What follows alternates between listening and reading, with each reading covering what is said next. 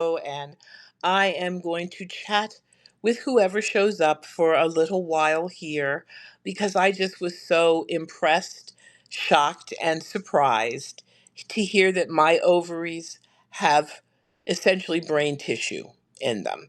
Now, I already knew that our gut feelings, right, have been something that have been underestimated over time and that they have been real and that they have now started to call the gut the little brain. I get that. But my ovaries were a surprise for me. And as I think and feel into that, hello, Phoebe, we're talking ovaries today. Our ovaries rock. And they have so much going on that I didn't know about that I am just sharing. And the timeline is really pretty challenging. Like I'm looking at articles that are 20 years old and they're talking about neurons in the ovaries, not hormones that influence our ovaries and have an effect. Actual neurons that are picking up the signal and that are in our ovaries. That's the difference that I certainly didn't learn about in my physiology classes anywhere along the way. So, what does that mean? Well, it means that I, being the dinosaur that I intend to remain, a woman who's had essentially no hormones, artificial hormones in my body other than Pitocin with one pregnancy. Okay, so no other artificial hormones. I am aware that some of the ways that I'm trying to help people visualize and scan their bodies may be a lot more work for other people than it is for me. Okay? The Germans have all those great words for all these parts of our reproductive cycle. They have Spinnbarkeit, that means the slipperiness of the mucus that in a normal woman who doesn't have anything else going into her system has at a certain time in the month. Is Spinnbarkeit when it you can stretch that cervical mucus out like a spider web almost. That the other word, Mittelschmerz, okay, which means a pain at your ovary, may be something that other women don't feel. The one thing that I wanted to check that I will have to research because I couldn't find any information is what actually happens to our ovaries if we are on birth control pills for extended periods of time, let's just say 5 years. And over those 5 years, you would have released an egg a month, right? But you've got a signal coming from your brain, from your artificial hormones of your birth control pills that are saying to you, you're actually pregnant. You don't need to release an egg because that's kind of how it works to simplify, right? So if you are constantly pregnant for 5 years, what happens to all those eggs? So I'm just trying to understand what the last two generations of humans, probably since the 70s, so that's three generations, right, have been doing with our bodies and our ovaries. I also have known for a long time that polycystic ovarian disease, I'm sorry, I'm going to keep calling it that until I get used to polyendocrine metabolic ovarian syndrome, or whatever it's now called, was always connected to issues with trauma. Now, I knew that, and I knew that the papers that were showing that were having a hard time helping people understand what the connection was, but that it looked like changes in the middle of your head, in your hypothalamus, right down in there, were affecting the ovary. And that if you were a child that had lived with certain kinds of stress, particularly sexual abuse trauma, that there was a higher possibility of you going on to have problems with your ovaries releasing that egg once a month on schedule, and instead having a capsule around the ovary that was always described to me when we were looking at this in physiology as a thick, fibrous capsule. Now, what I'm understanding from these images that are showing up that look really beautiful of this new technology for being able to look at your ovaries and look at where the neural tissue is and look at where the follicles are.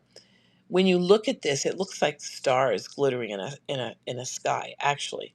But when you look at that, it's showing that somehow or another our stress is affecting the neurons and they are becoming fibrous and not active anymore over time.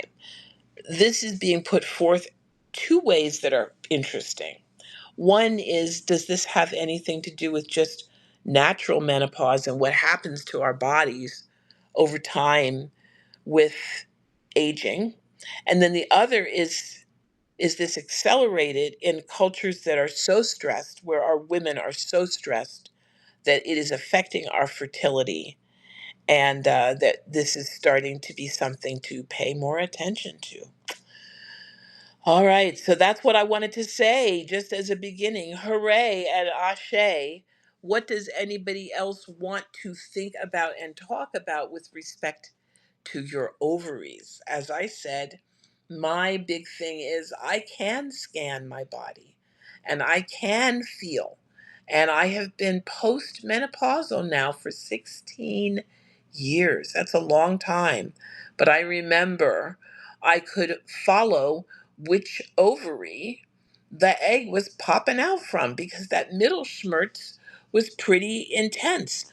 Women in the olden days used to sometimes end up in an emergency room thinking that you had appendicitis when it was actually the pain of you experiencing your body releasing that egg that's supposed to pop on out and get sort of fanned in to the fallopian tube, right? I love those images. These images are getting prettier and prettier, although the truth of what's going on in our bodies may be getting uglier.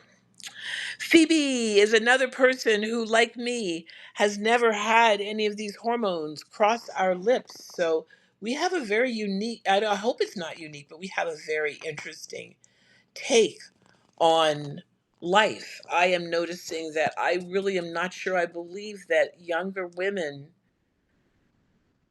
get any of these signs. I'm just, this is a theory. If you start birth control pills, well, let's be generous and say at 16, and you are taking them for a variety of things, but that means you've had a couple of years of menstruation with the cramping that people consider natural, but we've got all kinds of estrogen problems in the environment, and I don't really feel like it's okay to say that heavy menstrual cramps are normal.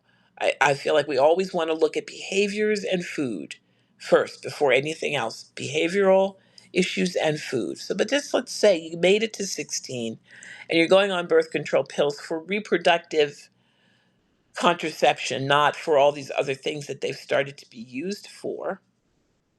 And now you start this time when your body is thinking that it's pregnant.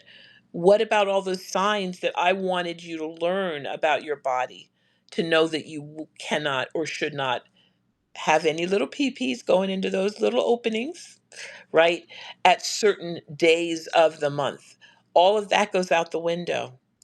So I'm aware that as I would like more women to at least learn about your own body in a natural reproductive cycle, the starting point is really different. The starting point would be that you want to get your body natural. So if you started at 16 and let's say you're 19 now and you've been on pills for 3 years and you're like, I'm not sure I like this. I'd like to try something else. Maybe I'm not having sex enough to be doing this to my body every day of the month. Maybe I only have a boyfriend that I see twice a month and maybe we'll use condoms and whatever you are thinking you might want to do, you're going to have to normalize your body again first. You're going to have your body learn how to go back to its 25 to 28-day cycle that it was doing on its own before you turned over the power of your body to that pack of pills.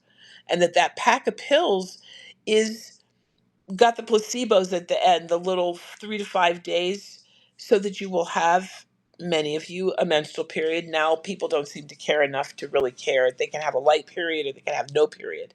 But the big thing is, it was never about giving your body a chance to release an egg. It was giving your body a chance to shed the lining. And that was only because women insisted on that. Back in the day, we did not want to be without menstruating. It was too weird to us. It does seem like 2 generations behind me, y'all are much more comfortable with, just taking a shot and not having your period, or taking the pills and not having your period. And maybe you don't like having a period at all. And, all of that was being discussed, I remember, as I was leaving the reproductive end of my life. All right. You got 2 women at this particular time on my live stream, myself and my one guest, who haven't had any of these things in our bodies. I haven't had any psychiatric interference with my health. I know that my friend has on her life. But with us now looking at who we are, I have to say that being an elder, there are so many cool things that have happened to my brain that nobody told me about and nobody warned me about. And I mean good things. And I wish I could tell you all about these good things, because I really do feel like this is somehow a part of the reason that in Europe, at least, the witch burnings happen, that old women of knowledge and gut feelings, and maybe feelings from their ovaries too, got in a lot of trouble with the religious organizations of the day. And I'm not just talking Christians, because I'm telling you, all 3 of the Abrahamics, that would be Islam too, and Judaism, have done some very strange things with looking at women's health and men controlling when women have sex, what it is relative to your menstrual period in your religious upbringing, how you have been herded, HERDED, towards your most fertile days as the only days that I'd say all 3 religions want you to be shipping your partners. Okay. So this is a lot of responsibility to have to reclaim. And again, back to ovaries. Wow. I consider my hormonal connection to the source of life that I carry a part of my creativity. Whether it's my creative imagination that I'm just pretending, or whether there's really a mind body spirit connection, I don't know. It's a mystery to me. But I do like that thought enough that I would like to take my final few minutes, because usually, I usually do 20 minutes.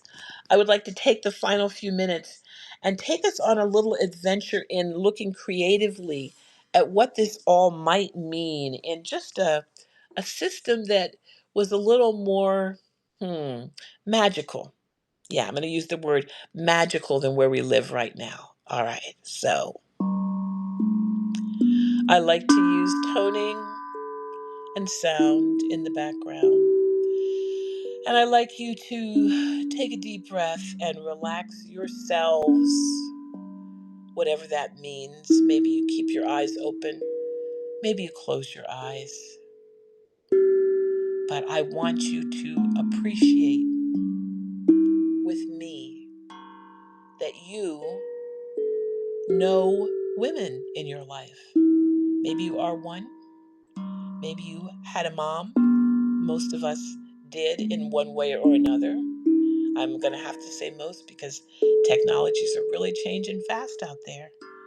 But that we are this species, human beings, that in the female line, all of our eggs are there when we're born.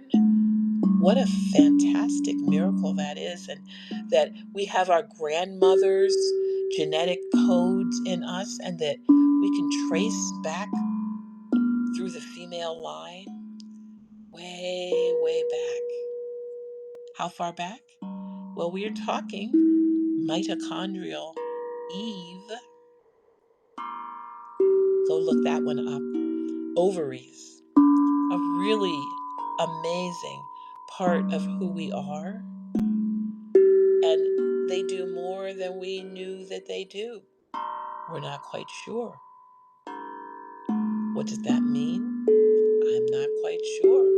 But I know that when I relax and ask you to just pay attention to scanning your own body, you might find a feeling of light deep in your pelvis. And I ask you to take that feeling of light and spread it like a gentle flow in that beautiful shape, that Y shape that we all identify with ovaries and a uterus.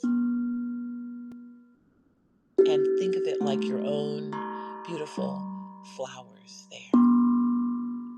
2 ovaries, whether or not you have them. And if you're not a female person, just go along for the ride and be creative and think magically. How wonderful it is that we have this biology to understand about ourselves. We are women. We have in our lives women. And we are a culture that has fear around that. Why are we afraid? I'm not sure. But clearly we are very afraid of the female half of our genetic code, of our biology, and we are seeing that acted out all around us by the other half of our genes, our gendered male people, who could find ways to get a life these days. Cut us more slack. Let us have more space for our creativity.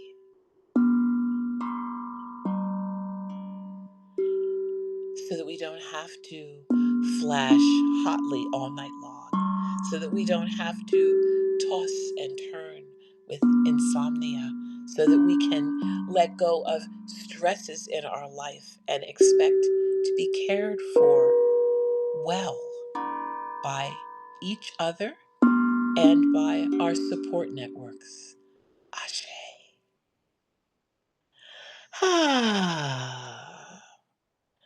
So you know how I've been doing. I've been recording whatever we do and putting it over on YouTube, and want to just close this down saying Substack, like the other social media platforms, is getting a lot of pressure to make sure that you and I buy lots and lots of things.